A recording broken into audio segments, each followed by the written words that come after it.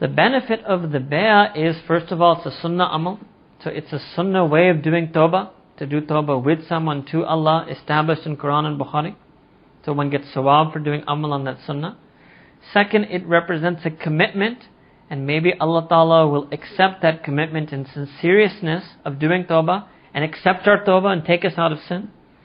Third, again, it gives us a guide, a gardener, a coach, a tutor, who is going to help us. Now we have someone with whom we can follow that Qur'an and Sunnah model of tazkiyah. We can now do niyat of amal of kunu ma sadiqeen, whereas before we might not have been doing that consciously or that properly. Now we have someone who we can do rabata and ittila with, who we can contact and communicate and inform of our condition. Someone whose nasiyat we will listen to. Someone who we will do ittiba of the nasiyat that they tell us. Fourth thing is that it will give us, and that person will have been trained in a zikr that is more proven and more tested than any type of zikr we would be able to come up with. And that person has experience in taking people out of sin.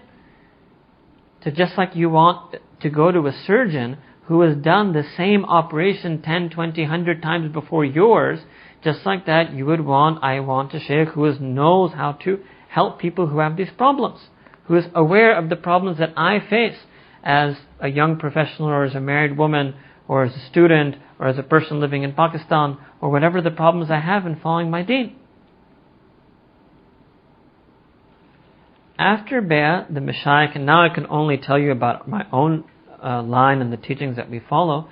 In our line, there are 5 nafil ibadat that are taught to the students.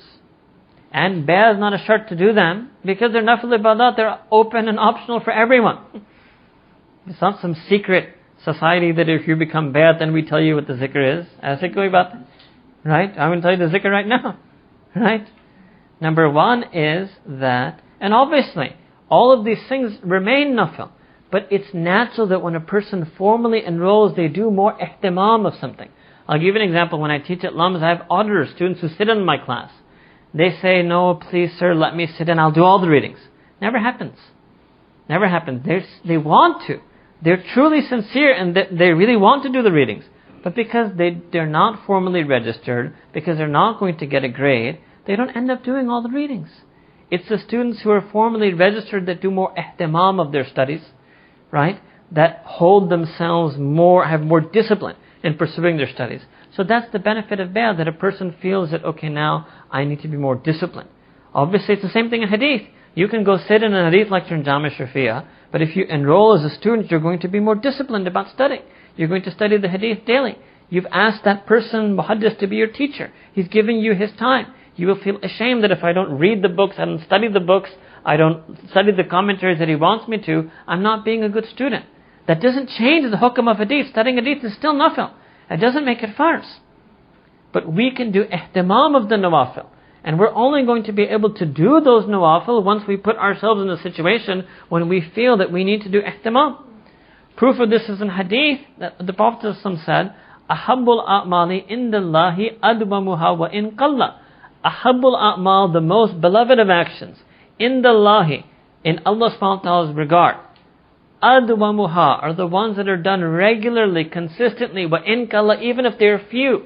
Wa in qalla, even if they're few, means that they're ikhtiyari amal. We're not talking about the fara'is, that every day I pray one salah, I just pray a little, but I pray it every day. Isn't it?